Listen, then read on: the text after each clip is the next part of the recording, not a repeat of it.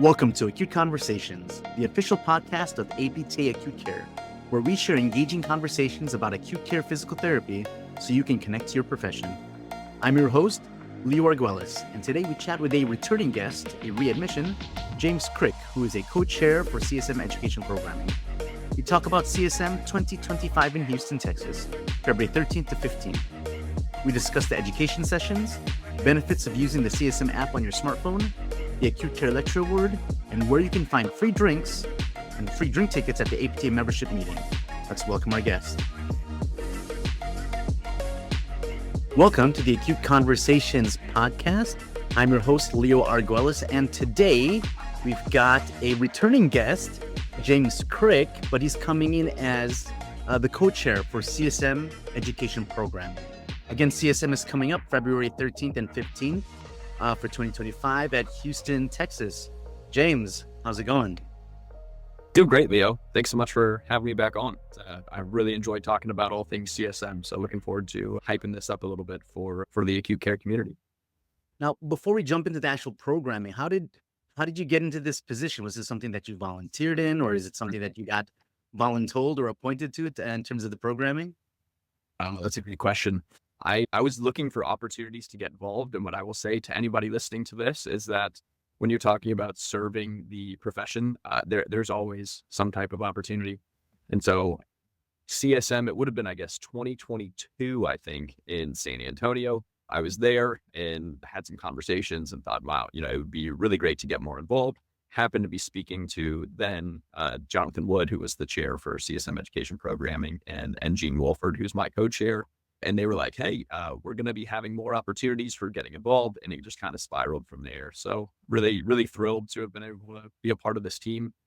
And I do want to give a huge shout out if I can. There's just so many people who helped make this event a success, both generally from the APTA, but specifically within the Academy of Acute Care. So I'm so fortunate to have such hardworking and a competent co-chair. And Jean, she's incredible. Planning for CSM, which is incredibly complicated and takes about 11 months. It really works well. Right. I do remember, I think Jean was featured at CSM when we went to San Antonio, when you did some of the live recordings. I think she had promised me like 100 listeners that she was going to tell people all about the podcast. And then I do remember that her favorite drink is Prosecco. So, and Jean, if I see you in Houston, I'll share a Prosecco with you. I promise. So hopefully I will see you there because you're the co-chair. So James, tell me a little bit about what do people have to look forward to, especially from the acute care section for this upcoming CSM? Yeah, there's a lot. So buckle your seatbelts. And as we get going, we're going to talk about a lot of CSM specifics. I'm going to do my very best to get all of these facts correct. But I would really like to point the listeners as we begin, those who are attending CSM, there's two important sources of information, which have almost always the most up-to-date information. So first, the Academy put together this really fantastic official brochure for acute care specific programming and events at CSM. So it is a dynamite brochure. It's extensive. And so you're going to learn about everything that's going on. But then secondly, and I should say that's available on aptaacutecare.org on the website. It's a free download. And then secondly, all attendees should absolutely download the APTA Events App, which is updated routinely even during the conference. And so as rooms change or things happen or they're delayed, oftentimes that app is updated right around the same time that some of those of us who are helping to lead the events about the same time. So we're getting that notification. And so that is a really important thing to keep an eye on. As we talk about CSM programming, I think I want to first highlight just kind of the structure for those of you who maybe have attended before and it's been a while or haven't attended. CSM is a marathon. It's not a sprint. And so as you approach it, I would highly encourage everybody take a look at what programming is available and start to kind of map out your plan. This is a giant convention center. And so as we talk about starting out, if you're getting there early or if you have the availability to get there early, I would love to put a plug in we have two outstanding pre-cons, which are not part of the primary like CSM registration. They are an additional fee. You do get continuing education credits for them. Both of those are on Wednesday. It's a full day, like 8-hour course. The first is entitled, I Found the Lab Value, Now What? 2.0. So the updated resource for updated practice, talking about lab values and interpretation for practice and for education. So that's going to be a dynamite pre-con. Jamie Dyson and his crew are leading that. It's going to be really excellent. And then secondly, we have from data to delivery, integrative strategies for value-driven acute physical therapy. So I'm a part of that one, fortunately, and we have the great privilege to be able to build upon some of the material that we presented last year. It's a group of national researchers and administrative leaders and operational experts and clinicians, all of whom are helping to just try and drive forward the conversation about value for physical therapy in the acute care setting. As we jump in and talk about the educational section programming, I'm not going to go through all of them specifically, but we have topical areas covering everything from critical care, emergency department care, value-focused rehab, hospital operations, clinical education and residencies, pediatrics, research, pre and post-operative care, and more. And so if your practice is somewhere in that realm, then you're going to find something that's going to be really valuable for you. We have a highly competitive process by which we select these education sessions. And we have presenters from all over the country who I'm really confident are going to do a fantastic job.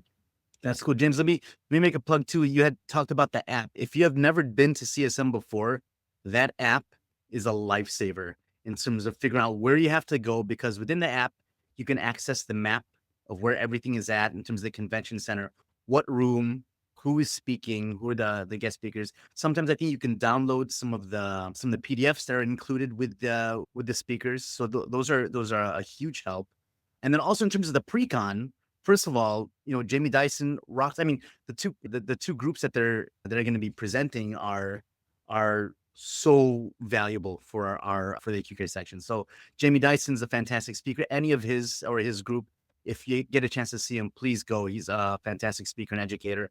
And then James, I remember seeing you at CSM and all the information that you're putting out there, especially those of us that are starting to delve into how data is being gathered and the science behind what backs us up. Again, we as acute care therapists want to be more valued, but how do we kind of prove our value? How do we show where's the data? Where's the literature that actually shows this? And you are so instrumental in making sure that this is the information, this is the literature that's out there. How are we able to obtain this data?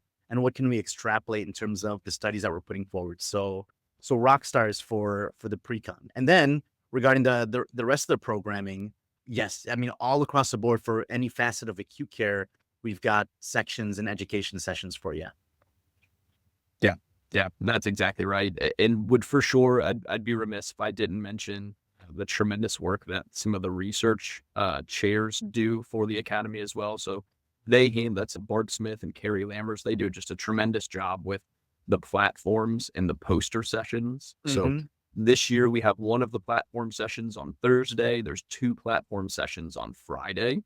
And then there's a poster session each day, Thursday, Friday, Saturday, at a consistent time. I believe it's set a consistent time. I get a great reason to go to the app just to double check and find out. That's the place. Whereas the educational sessions, they're more extended, they're more long form. Sitting through those platforms, it is a sprint of just tremendous knowledge right at the cutting edge. Right. And the same thing with the posters. So you get to brush shoulders with, if you're familiar with reading the literature in this space, you're going to go and talk with those folks. If you're interested in, large hospitals, small hospitals, operations, clinical practice, mentorship, all of those things, there's something for you. And so definitely would want to check those out if you have the opportunity. Yeah, the platforms if the education sessions are the marathon, the platforms are more like our 50-meter dash. So there's what's cool though is you get a lot in terms of that, in that short time frame, there's a lot of presenters, which is really cool. And then also for the posters, what I really enjoy is that you're there on the floor with these researchers and you can ask them just point blank, like, oh, what did you find out? Or, I'm looking through your poster over here. What were the results? And I've had something similar. I saw something that was similar and I completely different results. What was to be able to engage in conversations. What's so cool is that, again, CSM is this opportunity to be able to really engage in these great conversations. And there's something too about just being in. What's the total number altogether in terms of the PTs, the attendance, how many thousands and thousands, 10,000 therapists? I forget what the number is. Yeah, it varies year to year, depending upon location and obviously COVID did things and so on and so forth. And to my understanding, to my knowledge, I think Denver, which was 2018 or 2019, still our largest, which was like upwards of 20,000 or something. Physical therapist. I think we're going to anticipate somewhere between 10 and 15,000 of us descending on Houston this year. Yeah, that's just so cool. Just to be in an area where all these physical therapists with like-minded people, and then even more so, and you're kind of coming down the funnel in terms of physical therapists, and then acute care physical therapists to be able to talk to the researchers and the leaders in our field. They're not this, you get your journal and you're just like, I have no idea who these names are. But then here at CSM, you can actually put a name in the face and ask them point blank, I read your article. This is really cool, but these are some questions. So sometimes you get that opportunity to be able to engage in those conversations. Absolutely. And that points to what is my favorite part of CSM every year. It's the collaboration and the connections, right? That there's such great content. Everybody who comes is sure to learn something or to learn a lot.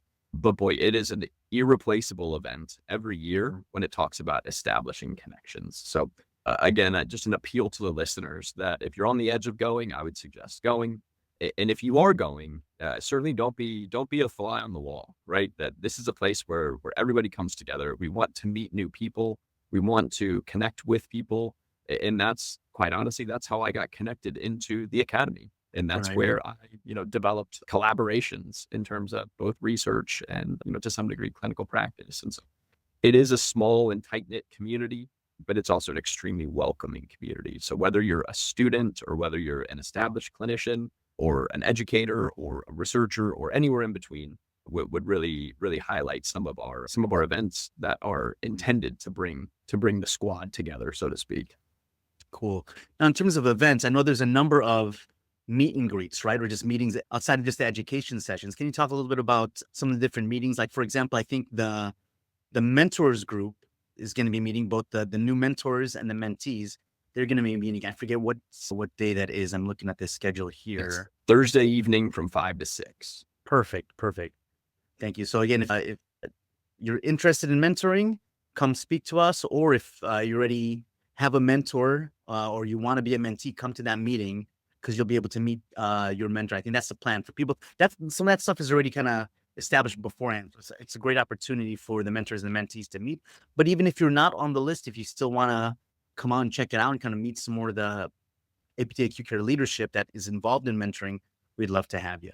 What else? What other meetings are scheduled?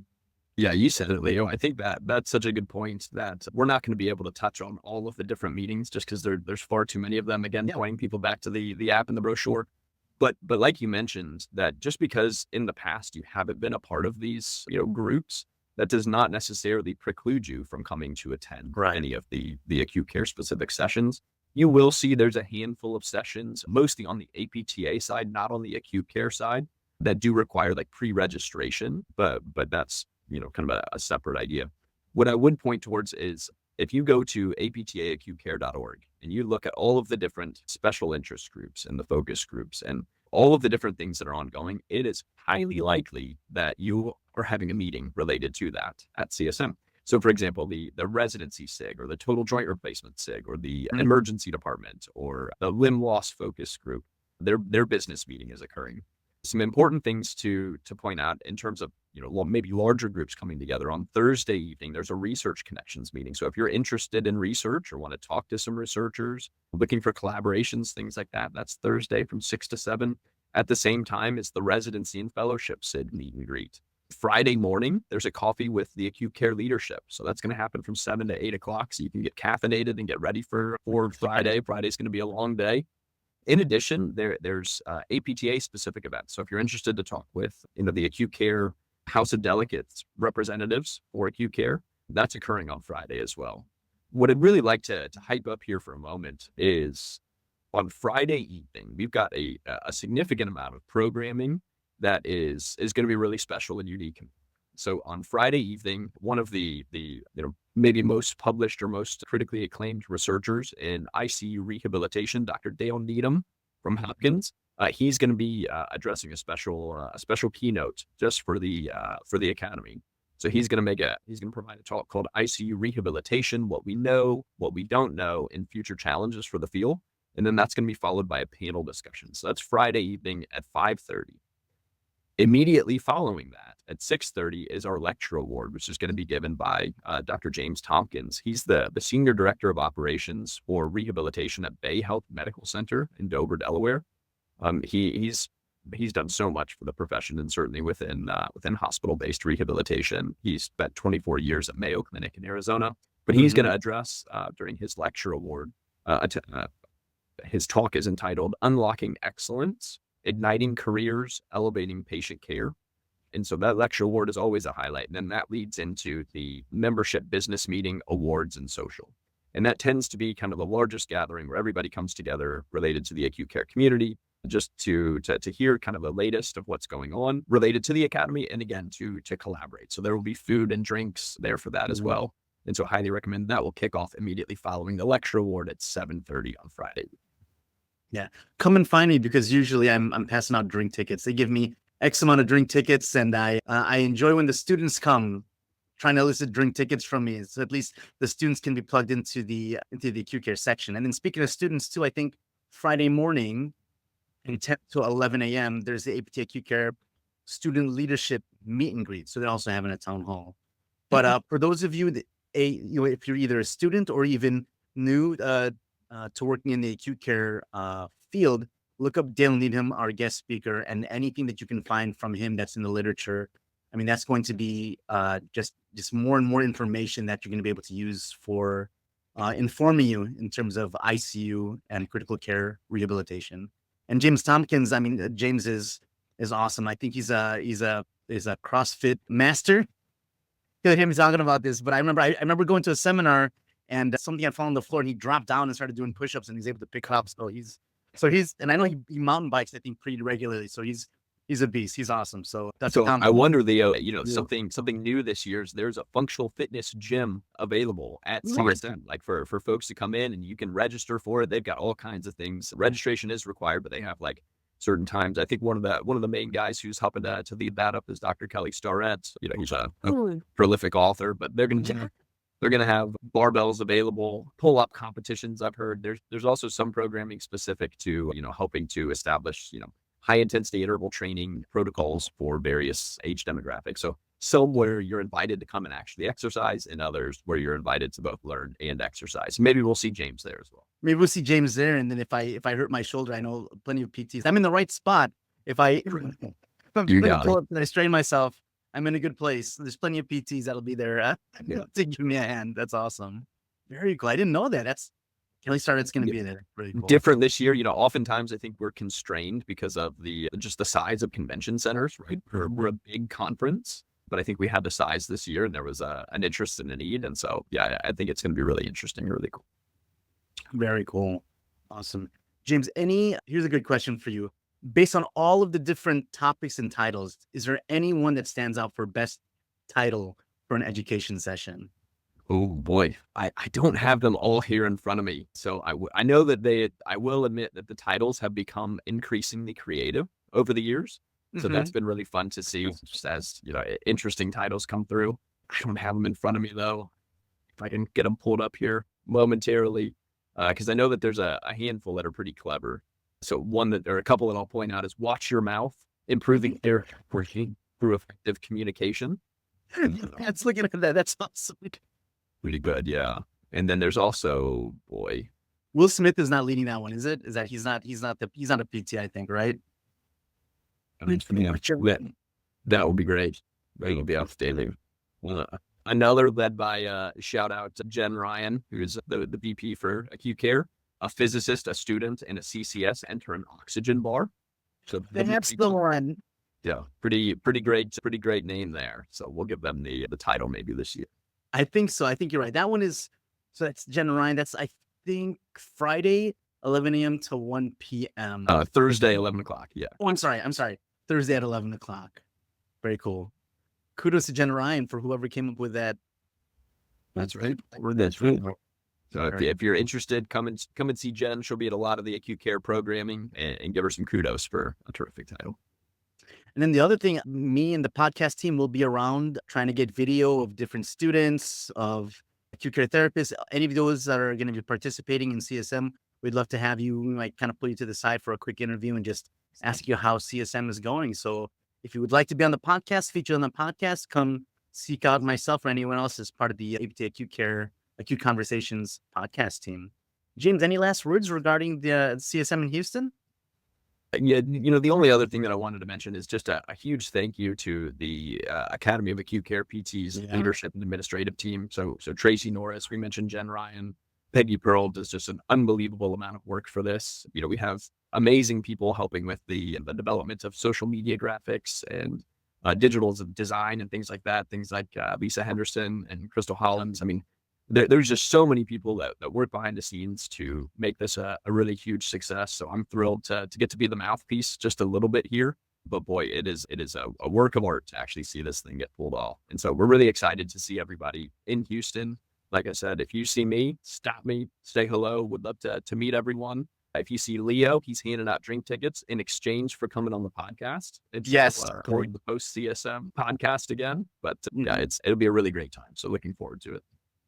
And I forgot to mention the booth. There's also the acute care booth that's going to be in the hall, in the main hall.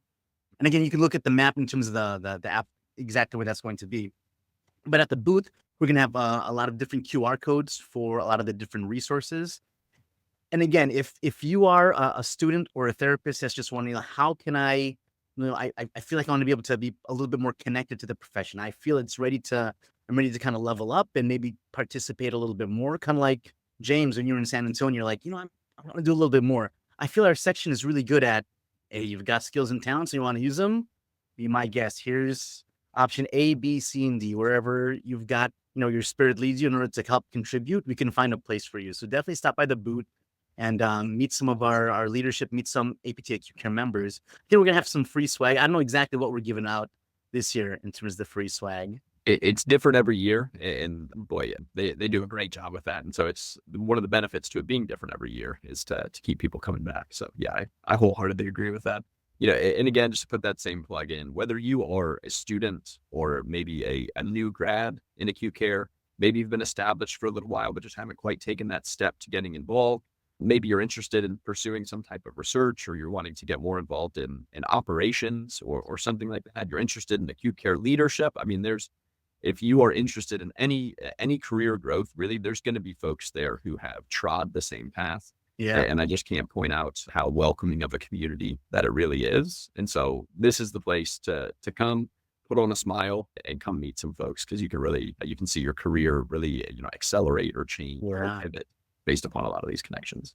Absolutely. James, I'd say, how many times have you heard, just anecdotally with friends and other PT colleagues, that I was talking to somebody at CSM and then I got this research started, or I started, that's how I ended up over in Pennsylvania or Las Vegas, because I met this person at CSM and X, Y, and Z, and now I'm the head of this residency, or I found this residency. So that happens very often.